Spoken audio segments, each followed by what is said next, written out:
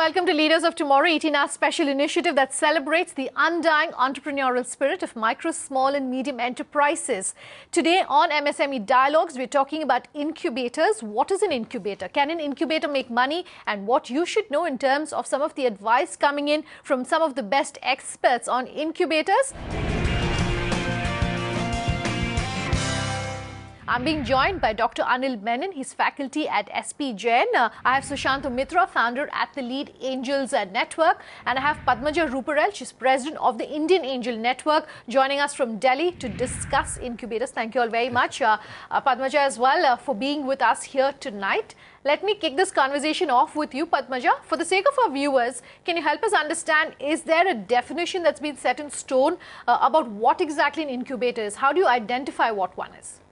Unlike startups which have been defined, incubators have not been defined as yet, and I'm rather glad about that. It leaves it open for more innovation and creativity. But to my mind, a good incubator, a definition of a good incubator would be one which sort of houses and breeds young startup companies, innovative startup companies, creates an ecosystem around them for them to grow, provides support and help in terms of mentoring, domain experts, functional experts, help them grow the team, connect with potential customers, all of that if the incubator helps. And ultimately, I think the hallmark of a good incubator is in its deliverable. The number of companies or incubatees that actually graduate and move into the real business world, that is what an incubator delivers, and that is what the higher the percentage, the better the incubator. Okay, fair enough. Let me bring you in, Sushanta. Would you agree with what Padmaja is saying in the sense that it's better for incubators if there isn't a definition which has been set in stone like startups? Absolutely. I think Padmaja is right. Incubator essentially comes from the word comes from the biological word where you have incubators for young, newly born kids, and the mortality rate, the essential job of an incubator is to reduce the mortality rate of young, newly born children, right? And that's exactly what an incubator is supposed to do. Is the business incubator is supposed to reduce the mortality rate of startups, which is also very high. So, as she said, to create an ecosystem around it, provide resources and so on and so forth to ensure the survival rate of startups improves. Sure. Dr. Menon, let me talk to you about what colleges like yourself are doing in terms of encouraging these incubators. The idea is very simple. Once we start interacting with the students over a period of time, we get to know about how good they are ethically and character-wise. So what colleges are now doing is they are taking the role of business incubators.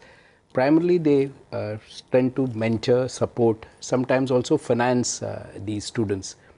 Having said that, I think primarily what an incubator also does is the mentoring part, and that is very, very critical. The experience which students have been, they typically would not understand the difference between feasibility and viability. So, feasibility is, can you do a particular thing? And in a business world, it is more about viability. Is it profitable to do so? So what universities are now doing is, and in fact professors are also learning from this particular exercise, is encouraging students to be creative and then giving them the mentoring and the business support. Of course, SP Jain is doing it, IIMs are doing it, IITs are doing it. Critical to note here is most of them only invest in the ideas of their students, while a business incubator is open to ideas from all. So we've been doing a series of special interviews here on the Leaders of Tomorrow where we've been speaking to entrepreneurs under 30. And while there seem to be, a lot of these entrepreneurs who between the 25 to 30 age bracket, we don't see enough entrepreneurs who are below that, below the 25 age group. We do speak to the one odd entrepreneur who say 17 or 18, but we don't see enough of that. I want to talk to you, Dr. Menon, on that. Why do you think we haven't been able to create enough entrepreneurs who are even younger than, the typical working crowd? The answer to that is very simple. It's the system. It's a society around us. So the typical response of a parent would be get a good job first, and after you do something, you have a proper saving, then go for entrepreneurship. So why don't we have enough young entrepreneurs is the way I think the entire society is built. Having said that, I think what has really changed now is one simple thing that the IITs have started, IIMs have started, is the deferral of placements. So typically when you do an MBA, the entire essence is to get a good job. Now in a single stroke, what IITs and IIMs have done, specifically IIT Mumbai, what they have done is they have said, okay, we are deferring your placements, go try out your idea. If your idea is successful, great. If not, come back after 2 years, we'll put you back there in the placements and then you can get a job. I think that will make a key difference. So why don't we have young entrepreneurs is, as a society, we are not very risk taking, and sorry to say, failure is taken as a sign of shame here. While possibly in Western cultures, they encourage people to fail. And one of the very famous, I should say, the speech by Apple CEO earlier, what he really said is, it's very important to fail to succeed. And if somebody like Steve Jobs can say that, I think it's a lesson for all of us at the universities. Okay. Sushant, you were very closely associated with an incubator as well. Just run us through how that worked. I think the reason why, what an incubator should be, how does it operate? So I'll just take the example of IIT Bombay. We would invite for applications from our alumni as well as students, get them vetted by experts, and then based on their business plan, take them on for a 3-year incubation period. During that period, we would give them, office space, furniture, computers, and so on and so forth.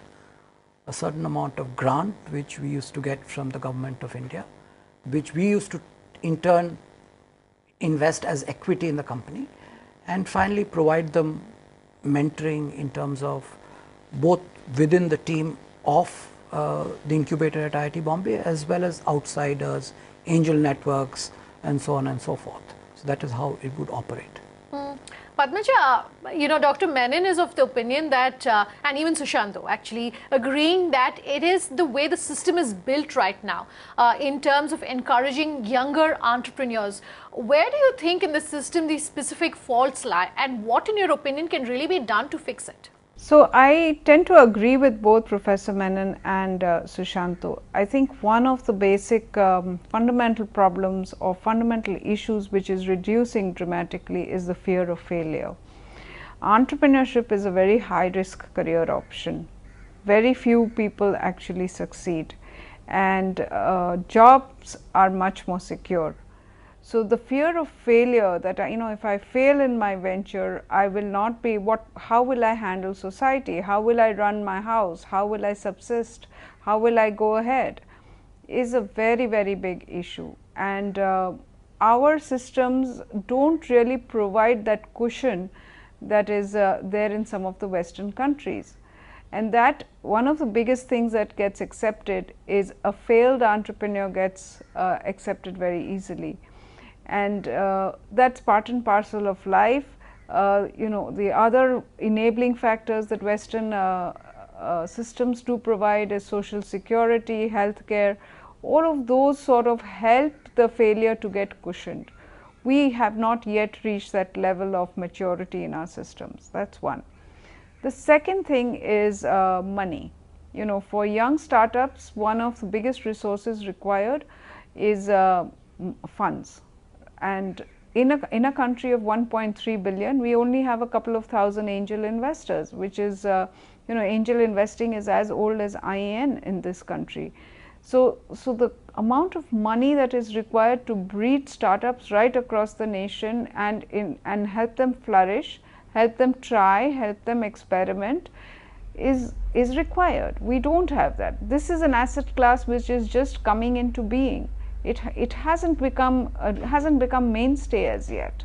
Sure. Padmaja, I will come and talk about, how exactly angel investors also work closely with incubators. But first up, since we're talking about the system that exists in the country right now, and we're talking about the education system, both the gentlemen, Dr. Menon as well, and I'll come and talk to you about this. But while we see a larger number of entrepreneurs coming out from our higher education institutes, primary education doesn't seem to have nurtured any or enough entrepreneurs at that level. What would your opinion be on how that can possibly be stepped up? Because to a large extent, the kind of interest that we're seeing, the kind of entrepreneurs and the companies that are being set up, higher education seems to be doing that. But there's no action that's happening as far as primary education is concerned. No, you have a point, and I tend to agree that is the situation today. But if we step back for a minute, a lot of these changes are happening in the metros, number one. So, the K to 12 is the target group that you're talking about. Well, the majority of the K to 12 is sitting outside of the metros. Now, all the entrepreneurial action started in the 4 metros. It's now sort of seeped into the tier 2 cities and towns, and it is percolating further into the country. But it also has to percolate down from the higher education bracket into the earlier education bracket, and that is going to happen.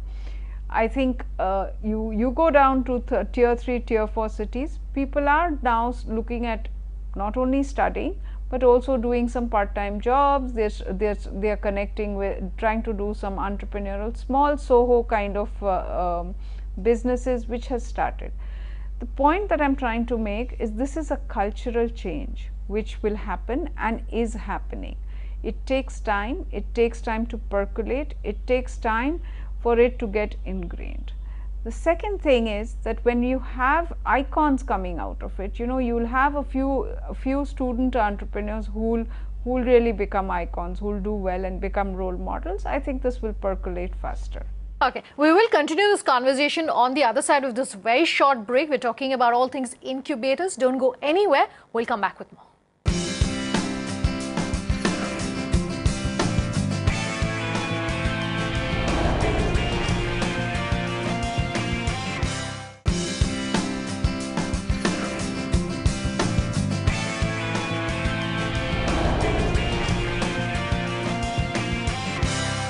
Welcome back. You're with us here on the Leaders of Tomorrow and on MSME Dialogues tonight. We're talking about incubators and what you, the viewer, should know about how incubators can be integrated into the entrepreneurial system.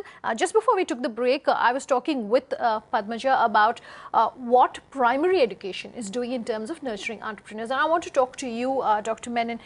What can the primary education system in India do to ensure that there are enough entrepreneurs who are being nurtured for future roles?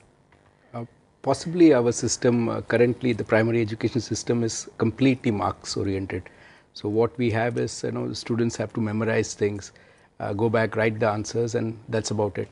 What can be done is basically have some innovation that's been introduced into the entire curriculum where you encourage students to think creatively. I think what's really happening, and we were having a chat right as of now, and we were saying that the young students at that age itself is told that you have to think in a particular direction and you write these answers, you get the marks. What could be done there is, one, introduce subjects, within subjects encourage people to think creatively.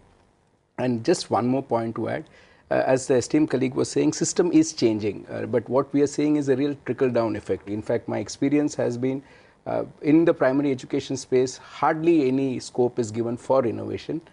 Having said that, the small changes that I see is the earlier paradox, that if you are a good student, you need to take up science, if not commerce, arts, etc. That is changing. Parents are thinking very logically, and alternative careers are also being thought about. So what can be done? One, foster innovation. Two, it's not basically the government which has to do that. I think it's been an all-round effort. Even the government, for the first time I see in India, has now come out with a definition of a startup after so many years. So if you see the startup policy, there's a definition of startup now after so many years. So government is doing its part. I think what we need to do as teachers is also encourage innovation. Parents and society also has to play its role. Sure. There. I just want to pick up on what you said, Dr. Menon. Is it possible for the government to come up with a framework then which will encourage more of these incubators? Or is that, like the definition, is that best left open-ended? My primary reading on this subject is the new HRD policy is focusing on innovation. So in fact, as of now, it's not there in the public domain, but if you see the report that's been submitted to the HRD ministry, parts and parcels which are there on the net, there is a motive to bring in innovation into the primary education space. So They are now trying to encourage art, they are trying to encourage alternate careers, they are trying to encourage, I would say, innovation and creativity. Having said that, the government can do its part, but unless society takes it up and the student is encouraged to do that, I think it will not be a good success. Padmaja, if you were to list for our viewers the top 3 do's and don'ts you as an investor would advise these incubators, what would those be? To your point, I think the 3 things that for a good incubator to do, I think first be focused on the deliverable of an incubator. An incubator itself is also a business and it has to deliver. So it has to deliver high quality businesses which then go into the real world as commercial enterprises. Number 2, I think the most important facet that the incubator needs to bring is to bring mentors, domain experts, piloting platforms and potential customers. So that creating that ring of these people and having access to them, building the networks is very important. And the third, I would say, is really the network of investors. I think all of these, the effort that the incubator puts to breed these companies, much of that would go waste if there was no one funding the companies to the next level. So I think these 3 players actually become, these 3 aspects actually make for a very thriving and I think a very valuable incubator. And I must say an incubator does a very, very key role in the growth of a company, and I think this is what would make it a differentiator to being one of the best incubators. Sure, fair enough. I buy your point. Let me come to you, Sushanto. How do you at the Lead Angels Network, how do you work with incubators? And can I ask you to give one piece of advice to the incubators who are watching this show, what would it be? Sure. So as you know, since I come from a background of incubators, sort of many of the incubator are my former colleagues. So we of course work very closely with incubators. I'm associated personally with IIT Gandhinagar and IIT Delhi incubators. But yes, we keep on meeting the companies which are there, and then see which one of them would fit into what our investors would like to see, and probably give them sort of targets to do before they can come and present to us. Specifically for one piece of advice to incubators would be to be more business oriented and be less academic oriented. I think all our incubators, especially the ones in the academic institutions, need to connect the dots, as we were talking about a little earlier, with other players of the ecosystem, and only then would they see that with mentors, as Padmaja mentioned, with investors, with stuff like that, to be able to go forward. I think that's the key that I would suggest. Padmaja, what would be the advice you would have for the incubators who are watching this show in terms of how to find a mentor? I'm just, taking forward the point that Sushanto just made in terms of how crucial mentors are. We speak a lot about how crucial mentors are when it comes to startups or it comes to any entrepreneur. But for someone who's in the incubator space, are the challenges different, and how do they go about finding such a mentor? Again, a very good point. I think you're picking up very good points. I think there are 2 things. One is what the incubator builds is a group of or a ring of mentors around it, and the way they do it is connect with industry associations, connect with TIE, connect with angel investor groups. Remember, angel investors are 2 words. One is they invest funds, but 2, they are angelic, and when we say they are angelic, they help in mentoring, leveraging their networks, helping the company strategize. So they are very, very good mentors because they are also your possible investors in your company. So for incubators, they could reach out and build these networks. The second, I would tell every entrepreneur, whoever is out building a company of their, the one thing that really helps is network, network, network. Because the more you network, the more you learn from peers, but you'll meet your mentors, you'll meet your potential team members, you'll learn from others, and every phase of your company as you grow it, you will need different mentors who bring in different perspectives. So I think those are the two ways that entrepreneurs can connect to mentors, or incubatees can connect to mentors. Okay. Dr. Menon, what is the one piece of advice that you give to your students when you're talking to your students in terms of what are some of the advantages of being an incubator, and what are the 2 or 3 things that you advise them in terms of how to take advantage of that? Students, it's very simple. It's easy to convince them, right? So the first part that we tell students is that if you have a business idea, it's extremely good. You need to go back, approach the right mentors. Not only talk to academicians and teachers, talk to people in the industry, find out if there is a need for that. How best are you fulfilling the need? More importantly, draw up a correct business plan. Students, the age that they are in, they are buzzing with ideas. So we ask them to go a bit structured. We ask them to put it up in a business plan, get into financial projections, lay milestones. That's very, very critical for them. And then go across to an incubator, right? Approach the right mentors and take their advice seriously. Okay, so as we wind down the show, Sushant, I'll let you have the last word. And this is the most crucial, I feel, in this entire discussion in terms of revenue. Is it possible for incubators to make money? And if yes, what's the 1 or 2 tips that you would give incubators in terms of how to be financially viable? So there are, of course, examples of incubators globally which have made money. I think in India also slowly the incubators are reaching, some of them are reaching break even and some of them have crossed it. The advice to them is that while you're focusing, most of the incubators in India work on a rental model. So they take a certain amount of rent from the startups, and some of them also take equity. Slowly they're taking more and more equity, but I think if they can improve the process of company selection and focus more on the equity that the returns that the equity will give them, they can reach profitability faster. All right, gentlemen, thank you so much. Padmaja, thank you very much for speaking with us tonight in terms of incubators and all the things that you need to know, and more importantly, whether it's possible to be financially viable as an incubator at a university here in India. Do remember that if you have any questions, you can write to us at leadersoftomorrow@timesgroup.com. You can reach us on social media using the hashtag LOT or call us on the number which is on your screen. Thanks so much for watching. Have a good night.